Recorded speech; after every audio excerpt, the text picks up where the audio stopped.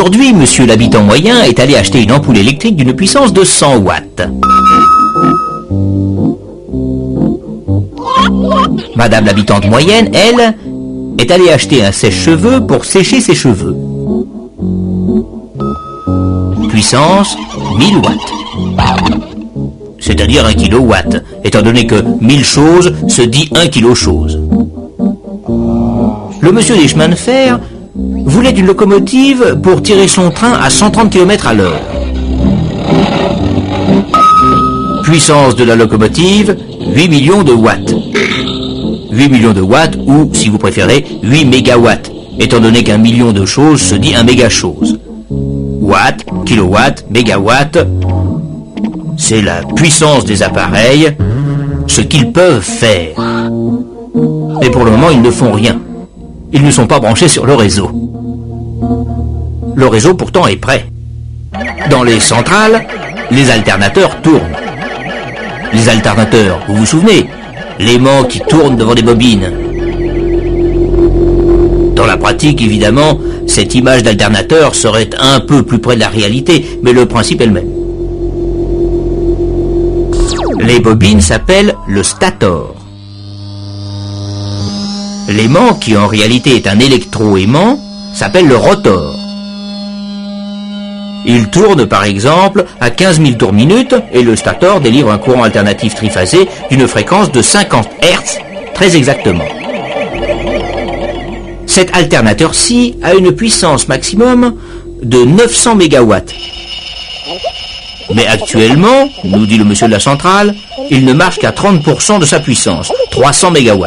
C'est-à-dire qu'à lui tout seul, il est en train de faire marcher l'équivalent de 300 000 sèche-cheveux de 1 kW chacun.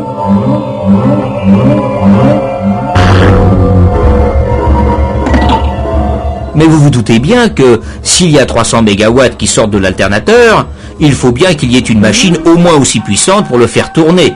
Il n'y a pas de miracle. Mais quelle machine ?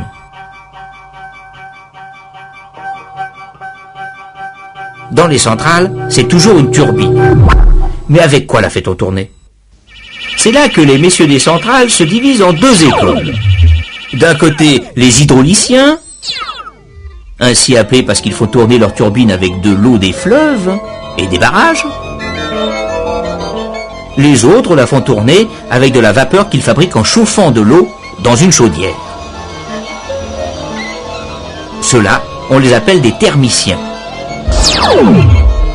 Ils se divisent d'ailleurs en deux. Le thermicien classique, qui chauffe sa chaudière avec du charbon, du pétrole, du gaz.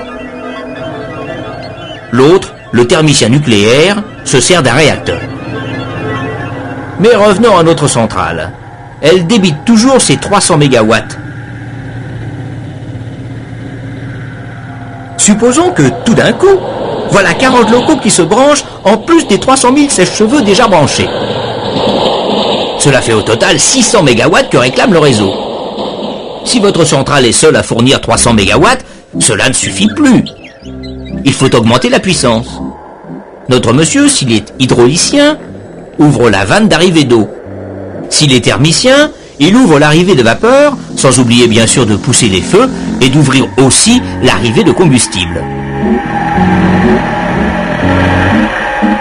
La puissance de la machine augmente.